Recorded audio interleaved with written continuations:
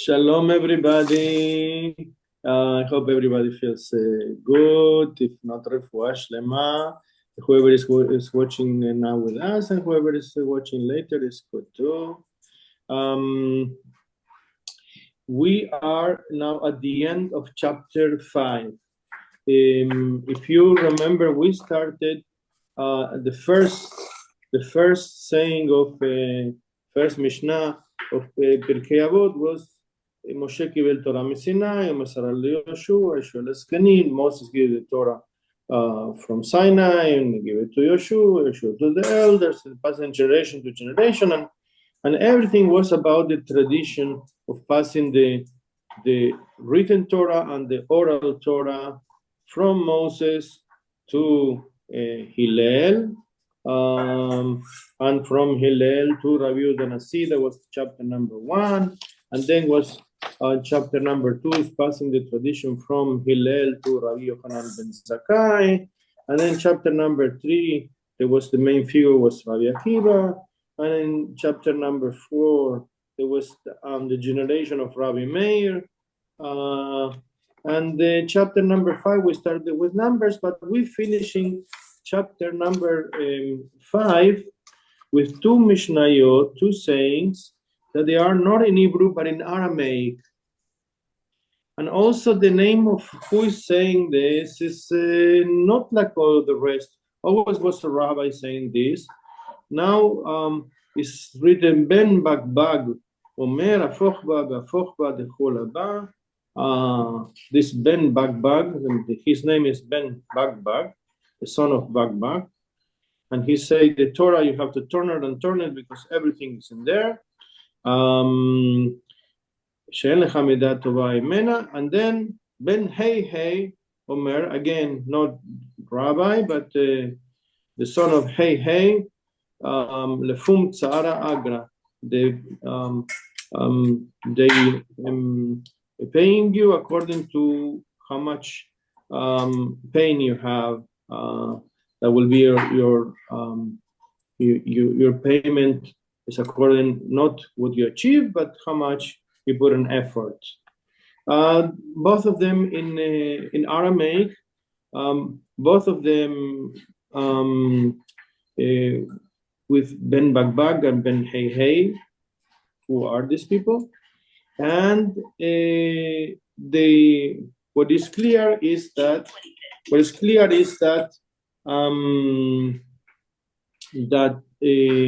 we finishing with the Torah. We started with the Torah and we finish with the Torah.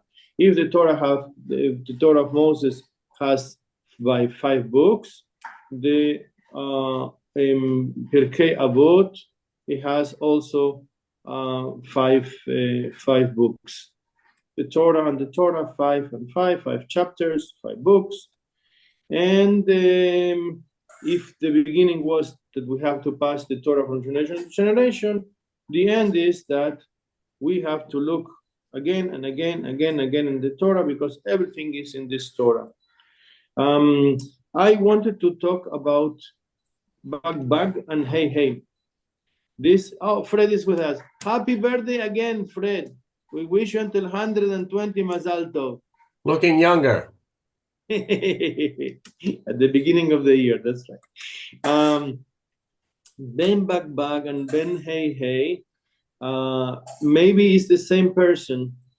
And we know there is, in the Babylonian Talmud, there is a rabbi mentioned Yochanan ben Bagbag. So maybe here this Ben Bagbag is Rabbi Yochanan, even though that some people say there was Hillel. But even Yochanan was also in the time of Hillel. And many traditions says that Bagbag, which kind of unusual name, is a son of converts, or he was a convert, or he comes from converts to Judaism. And we know in the time of Hillel and Shammai, there is many people that convert to Judaism, there's many people that become followers of Jesus. And Bagbag and Hey can be the same because Bet is 2 and Gimel is 3 and Hey is 5. So bag is like 5, 5. and hey is again 5. And if you like it, hey is the Ten Commandments, or hey 5 is the Torah and the chapters of Pirkei Avot. Everything looks good. I wanted to talk a little bit about conversion to Judaism, and I think it's connected to the Torah because in the second part, Professor Lachter is going to talk about when to study the Torah, which the good age to study the Torah. So I wanted to talk about the study of the Torah to convert to Judaism. The same like bang, hey. I hope that was the tradition. There is a possibility to become part of the Jewish people, the Israelite people, in the Bible, but we don't have in the Torah a process of conversion to Judaism. The only thing close to is what we have in the book of Ruth, that Ruth the Moabite, she say, your God is my God, your people is my people. It's a declaration, but there is not a process of conversion to Judaism.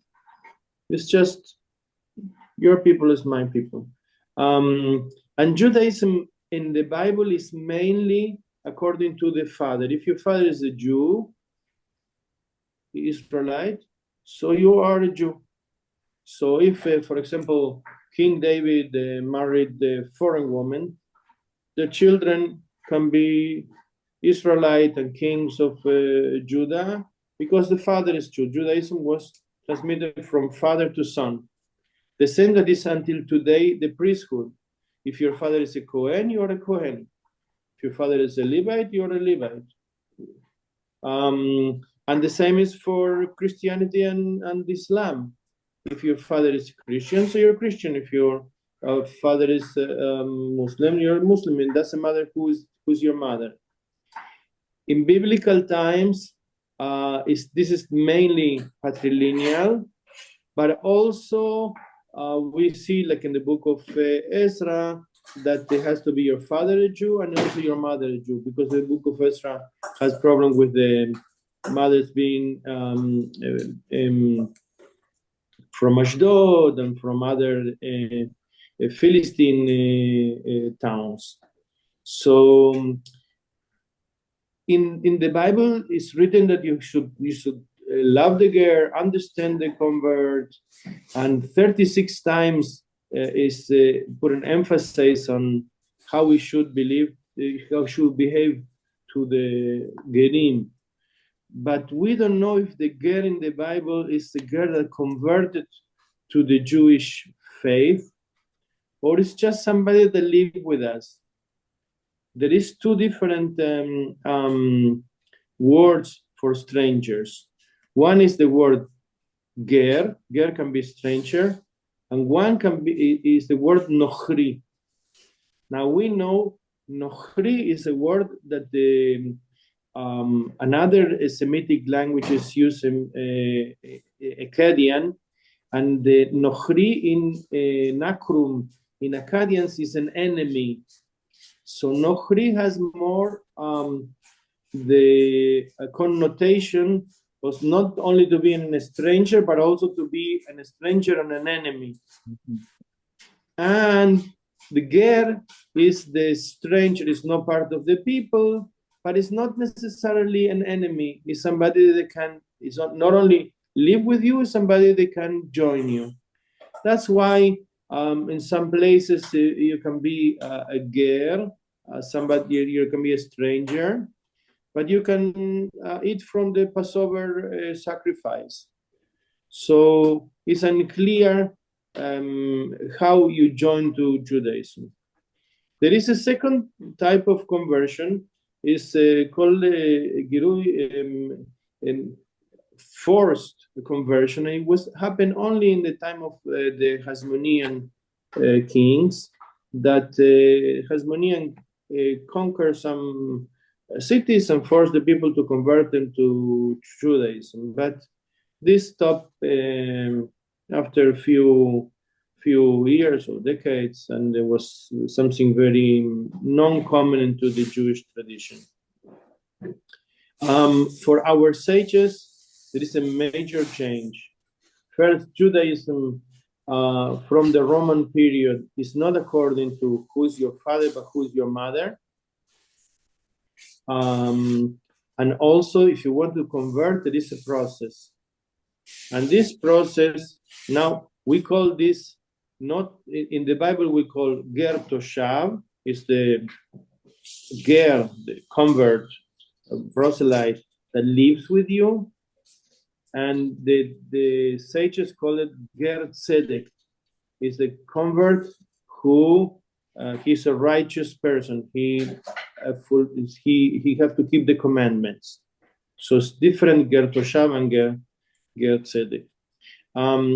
Ger tzedek, there is a process, and the process is that it has to have three things. For males and only for males, you have to have brit milah, the circumcision. For males and females, you have to have tvilah, that's the immersion on the purifying waters. And for male and for female, you have to have the acceptance of the commitments. I'm going to say now about the circumcision. I think is very clear. You know, the Jews have three signs according to the Bible. The sign number one is Shabbat. Is a sign on time every 7 days.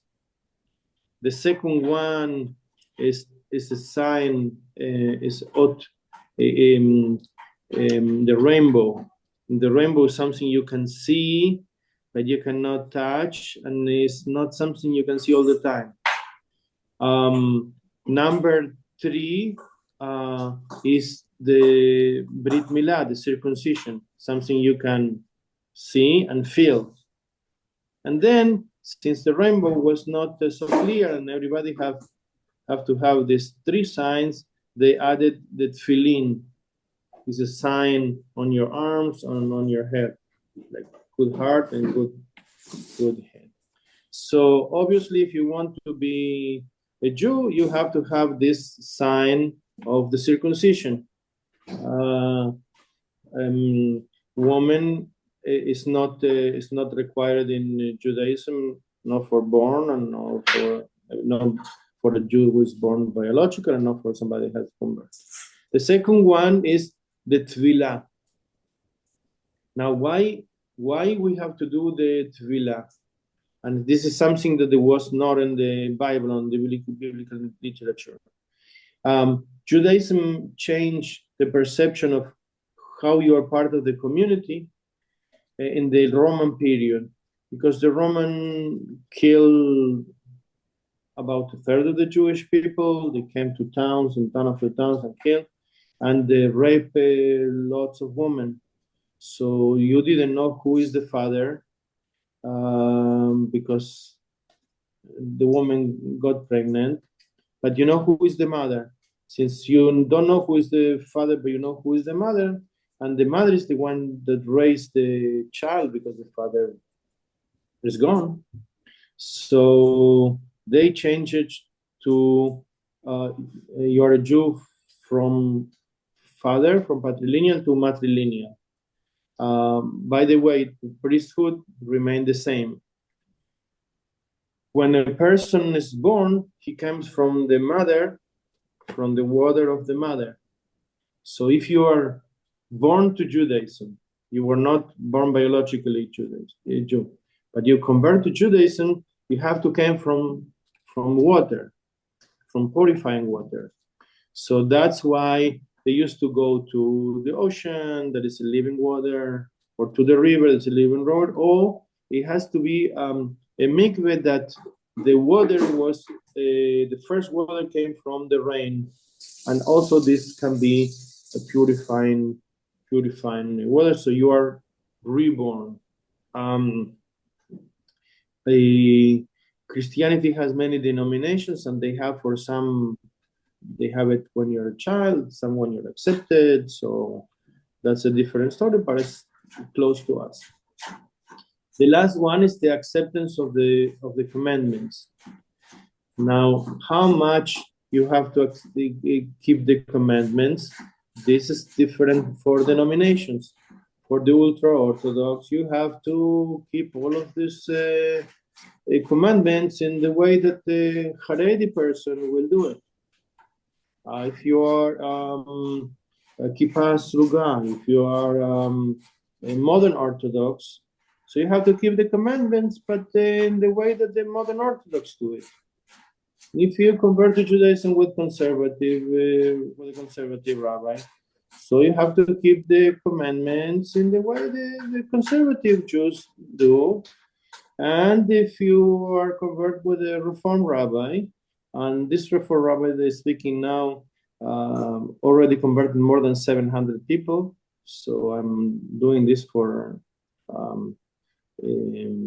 more than 30 years, and I even have the honor to establish a tribunal for 42 converts in Spain. That was the first conversion in the land of Spain since the Inquisition, since 1492.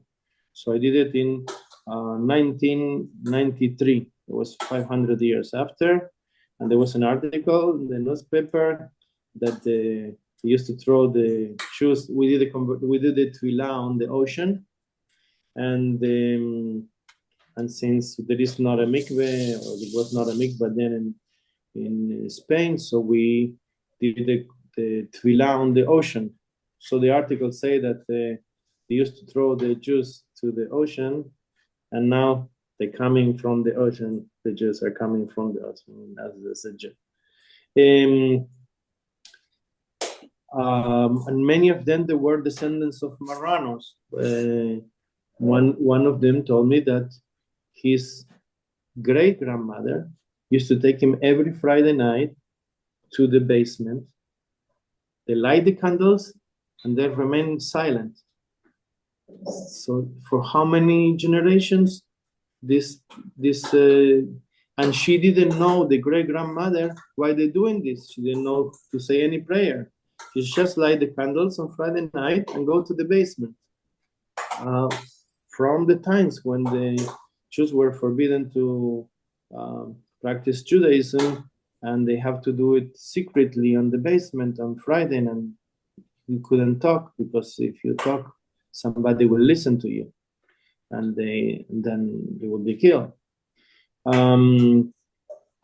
So if you convert to Judaism with the Reform rabbi, you have to keep the commandments like Reform Jews do. So it's like different from denomination, but all of them is the same. You're supposed to have a Jewish life, moderate Jewish life if you're liberal, more strict if you're... Now, what happens if you convert to Judaism and you stop keeping the commandments? Let's say that you have a Haredi conversion or a modern Orthodox conversion, and then you keep the commandments, and after 5 years, it's too much. So you just become more secular. Do you cease to be a Jew? No, because once you become a Jew, even if you want to come back, you cannot. It's a one-way street. You cannot convert to Judaism and then unconvert to Judaism. Once you're a Jew, you are a Jew. And the same with a Jew that is born biologically Jew. If you weren't born Jew, even if you don't behave, I don't know, the way you behave, you're always a Jew. I want to say something about now the three ways of converting Israel, and with this I'm going to finish. You can become a Jew as an adult, but you can become a Jew as a child. Now, if you have two parents that they are Jews and they adopt you, and you are from Ukraine, let's say, and they adopt you, the parents can convert you, and this is called Giur al Dat Beit Din. The conversion is on the possibility of the Beit Din, the rabbinical tribunal. And even if you didn't learn anything, your parents can convert you to Judaism. And there's a lot of children that they have this Giur Katin. This is until the age of 12 for girls and 13 for boys. The second possibility is if your father is a Jew and your mother is not a Jew, or if your grandfather is a Jew and your grandmother is not a Jew, how you convert to Judaism? This is called Zera Israel, the seed of Israel. The process of conversion is much shorter, both for Reform and Conservative, as for Orthodox too, because the chief rabbi, the Sephardic rabbi of Israel, the first one, Ben Zion, he said that you cannot say to somebody that the father is a Jew and the mother is not a Jew, that he's a Gentile, because he's a seed of Israel, and then the process of conversion has to be much easier. And usually for Reform conversions, if your father is a Jew, you study only for 3 months, and this conversion is accepted by the state of Israel. While if your parents are not Jew, and let's say for example, you marry a Jew, the process of conversion is at least 1 year. Both Reform and Conservative are accepted by the state of Israel, by the Ministry of Interior, the same like ultra-Orthodox or modern Orthodox. The last one that I want to say is what happens if you come from one of these communities that the people is not sure if you're a Jew or not a Jew. Like people that came from Ethiopia, from Beit Israel, there is some communities and some communities. Some people from India, there's Bnei Menashe, from the 10 tribes. What happened then? So there is called the Giur Lechumbra. Some people that they do without the process of studying for 1 year, they only do the Tvilah, the immersion in the purifying waters, and then they declare them as Jew. Happen a lot with the Ethiopian Jews and also with Bnei Menashe. It's very complex since it's not one simple definition of what is Judaism. The same is if you want to be part of the Jewish people. We know today that in the state of Israel, there is more than 500,000 people that they are considered not Christian, nor Muslim, nor Druze, nor any other religion, but also not Jews. And this is people mainly that came from Russia, from Ukraine, from South America, from all kinds of countries, that they are part of the Jewish majority in the Jewish people, and they are married to Jews, but they are or patrilineal, or that your grandfather was, or the great grandfather was a Jew, and or you're married a Jew, and these people. This 500,000 people, about 1,500 a year, they convert to Judaism. So it means that if everybody from this 500,000 convert to Judaism, we will finish the process in about 350 years, right? What is the problem? The problem is that this number grows more and more. So 1,500 people convert to Judaism, and still there is more people, also because there's more people coming, and also because these 500,000 people, they have children. And the amount of children these people have is more than the people that convert to Judaism. So we are in a society that has a dilemma, with many of them serving in the army and dying, and has to be buried in the military cemetery. And some people say, no, this cemetery has to be for Jews, and they are not Jews. they're not Jews, but they're heroes. They serve in the army. How can you not bury them?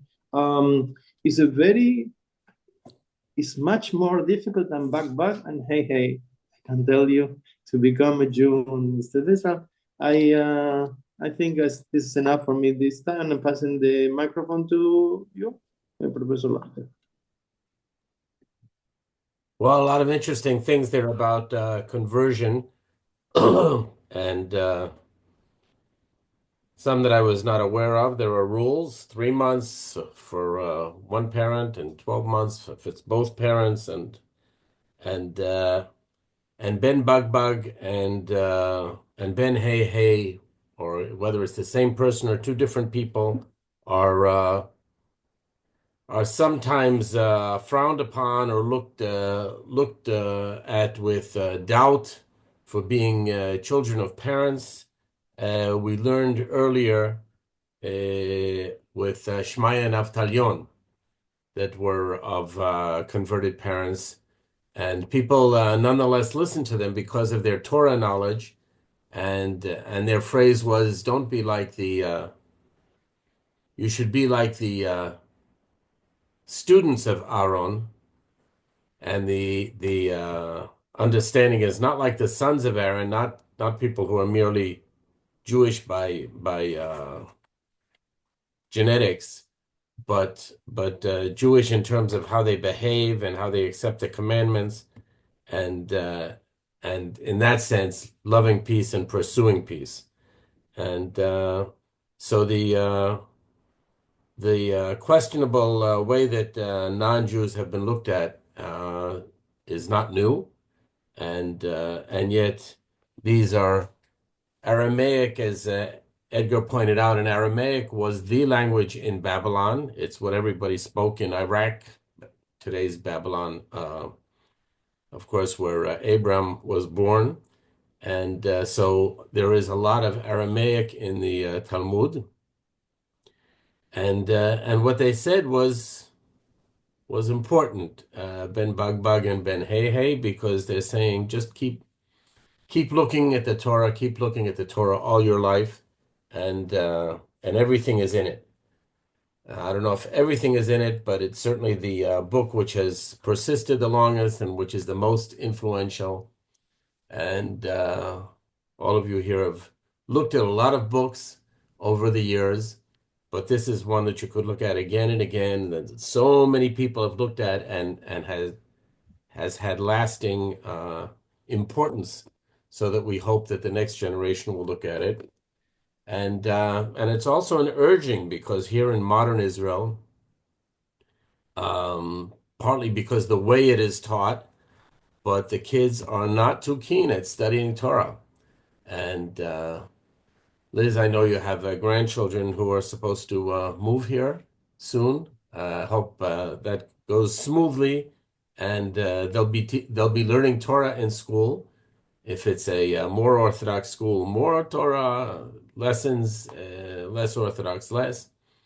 When I went to the Technion, so I had to take one class in Torah, and in the greater sense of Torah, so it was about the book of Ruth, and it was about compassion. But I spoke to someone just last week, and by taking a BA at Bar Ilan University, which is much more Torah oriented, so every student, as part of their BA, has to take 6 classes, not 6 hours, but 6 different classes during their 3 years of a BA in Torah studies. So that's still going on, and as Edgar said, some places require more learning and some less. But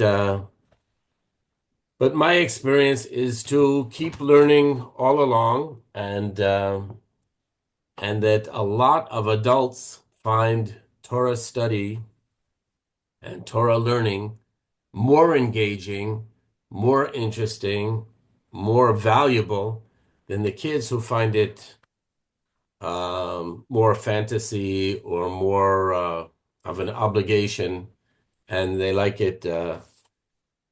I might go too far when I say this, but other than the study of Arabic, which they really tend to reject, in terms of how they feel about Arabs and Arabic. The next lowest on the rung is often Torah study. But they do learn some stories, and they do learn in a way that the government and the Ministry of Education always chooses. So it chooses all sorts of stories, mostly where the Jews come out pretty favorably, as opposed to some of the stories that we have in which the Jews come out less favorably or more violently or things like that. Well, I'm going to look for a second to share screen for the other. Oh, don't tell me I lost you. There you are. When I do this, I want to do share, and there we go. Okay. Okay. And we didn't get many of our students back today, but we'll see how we do next week and take lessons from that. And I'm joining Edgar in wishing Fred a happy birthday. You want to tell us what year that is? Nah, you're muted. You're keeping it quiet. That's my 78th birthday. 78. Okay. No, I have 42 years to go. Okay. Use them well and enjoy this one every day, Oh, all right. year. Thank you. So the other thing that we got from Ben Bagbag, apparently, and it's interesting, Michael Nurek had asked me, and at some point Edgar will be perhaps our expert to explain why sometimes the numbering of the Mishnayot is different in different texts, and sometimes they're in a different order. So in one text I have Ben Bagbag comes last in chapter 5. Which were the original Pirkei Avot, were the 5 books of Pirkei Avot, but there's a 6th, and we'll start that next week. But maybe it's a summary. Maybe Deuteronomy is a summary of the 4 books of Moses, and maybe chapter 6 is a summary of the first 5 books. In some places it is, but also the order is that Ben Bagbag comes before this last Mishnah, where he would also say that 5 years is the age for the study of scripture, the scripture meaning Torah, 10 years old for the study of Mishnah, 13 to observe, meaning to commit to the mitzvot, 15 for Talmud, 18 for marriage, and I'm focusing on that point of marriage. Liz and I studied the age for marriages came up in the Daf Yomi of the Talmud this week. 20 is to pursue a livelihood. 30 for strength. 40 for understanding. 50 for counsel. 60 for wisdom, sagacity. 70 for elderliness. 80 for power. Elderly is zikna, which means zekana chokhmah. Yes, 80 for power, koach. 90 begins to stoop, and 100, well, that's before what you had suggested, Fred, but back then they said 100-year-old is as though he had already died and passed away and been negated from the world.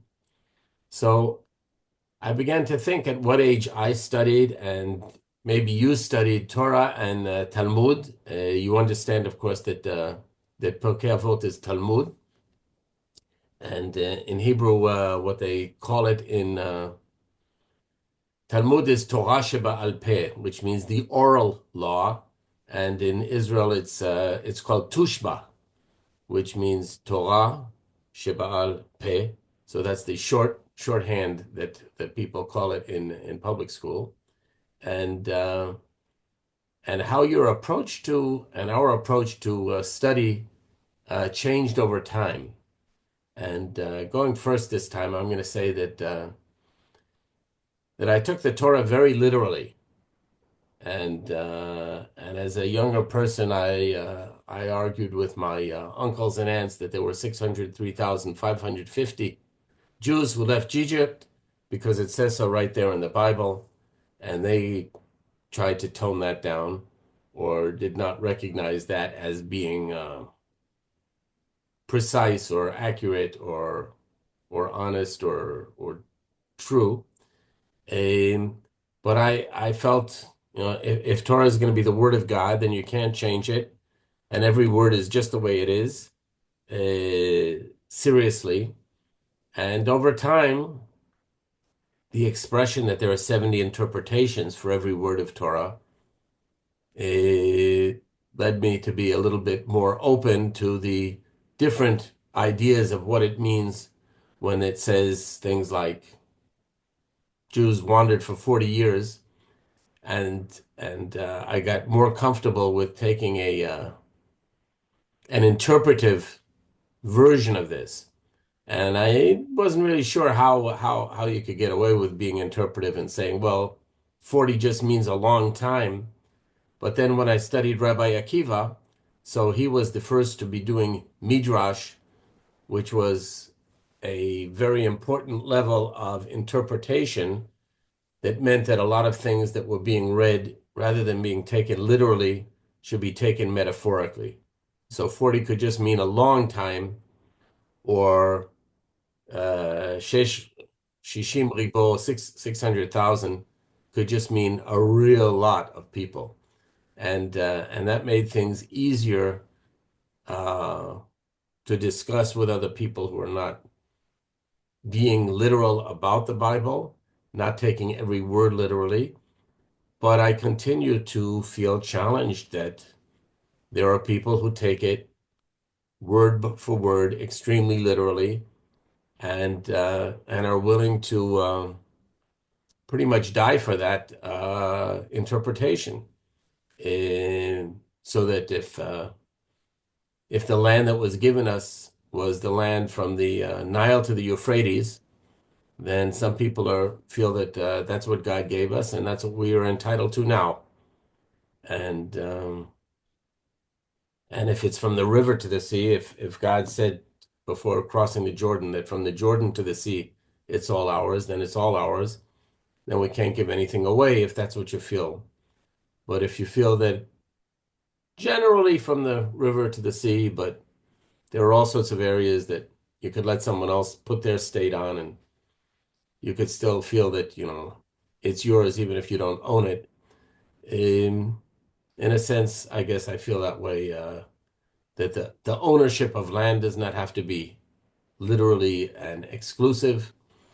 And for those who looked at the recent Bob Dylan movie, so the whole "This land is my land, this land is your land" was a great song when we were kids, Fred and Gershon and Liz. But the movie begins with Woody Guthrie singing that and then being dragged in front of the Committee for Un-American Activities, because that's a very socialist thing to say that it's my land and it's your land. And it was a good Want me movie. to get the phone? No, So if you haven't seen it, give it to me and let me see what's on the frame. Oh, there you go, Mom. Okay, good. I was not aware that you were there. Terrific. So this is about the Woody Guthrie in my land, and in terms of how literal we are and how much we believe. And here I actually quoted Ted in pointing out what Ben Bagbag had said, which I did hear a lot of times growing up. And according to the pain is the gain, is the way he said it, or that your achievements are going to be through 90% perspiration and 10% inspiration. You got to work hard if you're going to succeed. So these were the summaries from the end here of the chapter. And Gershon, let's hear from you about your the age. I'm guessing. You froze for a moment there, but I think you were asking me about the age I started to study. Yes. Okay. So yeah, I was thinking about it, and I mean, I went through, Sunday school and throughout my school career, and so somewhere in there, I would say, in some form, studied some form of Torah, whether it was literally reading the words or not. I can't say at this point. I mean, I grew up in a household where my father was a rabbi, so it was there in some form. Now, you didn't ask the question, when did I actually start to listen to it? And that's maybe another question. That I believe that things soak in when you're young, even if you're not really paying attention to them. So in some form, I studied back then. But I began to study more consciously at later points in life. As with many people, once we had children, we became synagogue active. And along the way, there were various forms of studying there. That would be in my 30s, 40s. And of course, once we came to Israel, it became even more evident back when Crystal and Brian asked Edgar to start teaching a class in English. And at the beginning, it was a Pirkei Avot class.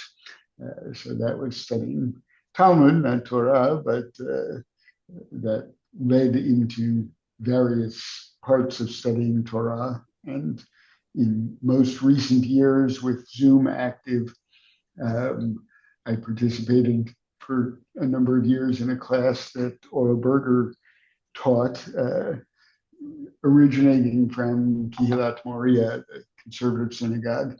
And she taught in English a Torah class, which was quite impressive for someone not a native English speaker. And it was very interesting because there was a lot of discussion of translation there. And now I've been participating in Neil Gold's deep dive into the Torah, as he calls it. So it's gotten more intense as far as how I approach it in terms of literal or belief. I mean, I think I tend to listen to the historical, we went here, we went there parts as a little bit more literal than I probably should. But as far as what people did or thought, that's certainly, I'm less literal in that. So hope that answers it all some. It does. And yes, the places in the history are going to be less, perhaps, precise, and times and places have changed that way.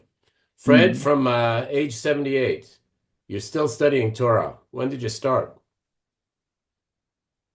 Well, unlike Gershon, my history was more fits and starts and stops.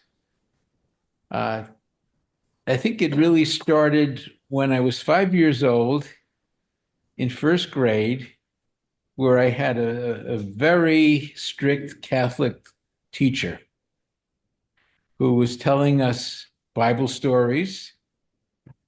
And I came home one day and told my mother about this really neat person I had heard about named Jesus. And she told me, well, we don't really believe in Jesus. At least we don't believe in Jesus as a Messiah or a son of God. And she spoke to my father and decided maybe I ought to learn a little bit about what it was to be Jewish. So they gave me a book of Bible stories. And I don't think there was that much more until I was 11 years old when they joined the synagogue so I could have a bar mitzvah. I started going to those classes. I had my bar mitzvah, and in Reform already they had confirmation. Mm-hmm. Would go for another 2 years after your bar mitzvah, and that's really where I became more interested in Judaism, because we had some excellent teachers, and I was always fascinated in history, and I became fascinated in Jewish history. At the same time, my maternal grandfather was a very strong socialist Zionist. He believed that if Jesus wasn't the son of God, maybe Ben Gurion was. And I learned a lot from him and learned a lot about Israel, but it wasn't always that connected to Judaism. We next really became more observant when my first daughter was born. And we decided we wanted her to know about Judaism, and Anita and I would go to services every Friday night, and started going to our rabbi's Torah class, which was excellent. We had a lot of very intelligent, learned people in our congregation who went to that class, and the conversations were always very interesting. And I think it developed more from there. We had a Pirkei Avot set of classes also. Continued in another synagogue when we moved to Cincinnati, and I left out Anita's conversion, which also had effective learning and interest for me. We took a trip with our synagogue to Israel, and I think my daughters were very affected by that. They both made Aliyah shortly after they graduated from college, and did it for different reasons, but we then joined them after I turned 70 and Nita turned 71, so that we would be with them for the rest of our lives. And after a couple of years, learned about Netanya and met Rabbi Edgar and other people in the congregation. And that's taken me the next step to where I am. So I'm wondering what the next 42 years will bring. Well, you keep learning, and I think you'll probably have different interpretations. Hopefully, we keep growing, and so our interpretations and our application of our Judaism, I think, changes. Interesting that Ben Gurion has those same letters, the Bet Gimel, as Ben Bagbag, pretty much the same. So his comparison to Ben Bagbag is would go with some gematria as well as and the Zionism. Interestingly, I have found that Israelis have said, well, in Israel I'm Israeli, but when I go to America, then I have to be American. Then I have to be Jewish. And some people will study here, and some will start to study when they're there and take it more seriously there, or be more involved with learning. Lorena, are you there? Can you hear? Okay, if you would unmute yourself, be happy to hear from you in Holland. I assume Holland. But you're muted, so we can't hear you.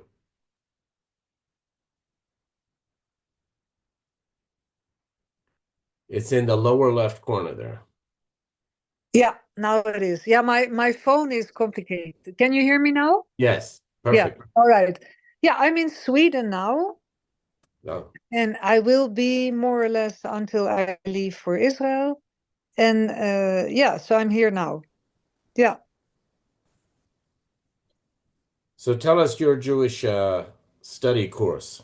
When did you begin studying Torah? I started haphazard whenever it came on my path. But I think that I really started to become interested in religion when I was 9, because to me, I also had a teacher who was, because I was in a non-religious school, so religion was taught separately. But for me, the way that woman was teaching opened something up in me that I thought, oh, that's really different from learning math or geography, and also what it meant to her. And so ever since that time, I have been studying where I could, when I had the time, when I could, when it came my way. Yeah.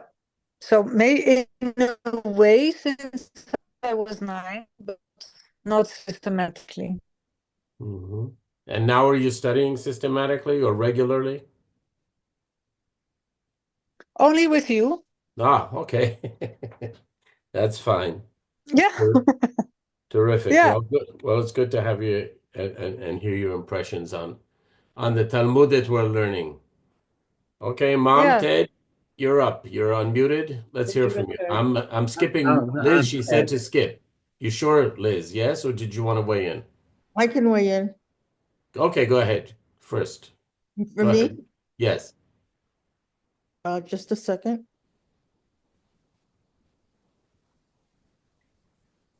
Um, I was brought up as a Reform Jew, and was sent to religious school very early. My parents were founding members of a congregation, so of course it was important for me to participate with that. Open And um, 5 minutes. Sure. Yeah, I'll open it. and the rabbi was a social action rabbi. I think I've mentioned before, he was a friend of Martin Luther King's. So at a very young age, I was taught, I would call social action Judaism, besides going to Sunday school and having the holidays and things like that.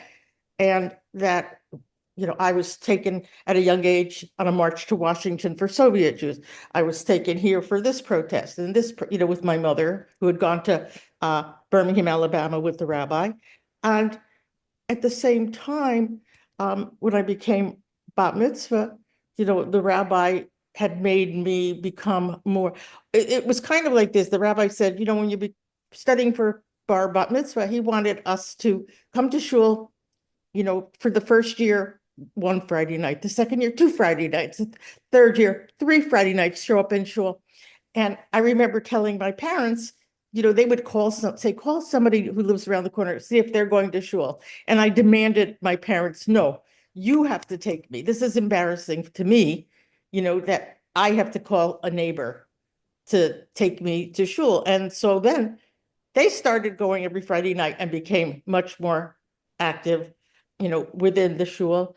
And in high school, through the youth group, I came to Israel and turned 17 with Reformed Jewish people. Youth group was here for the summer in Natzrat Illit and fell in love with Israel. And it's just been a continuing love for me with Israel and with Judaism, and have progressed, seeing people in a mixed congregation as an adult, that there were people who knew how to chant Torah.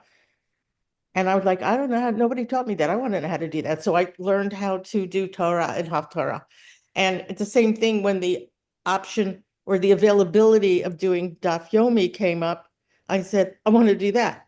And so I've always, on my own, been drawn to the learning. And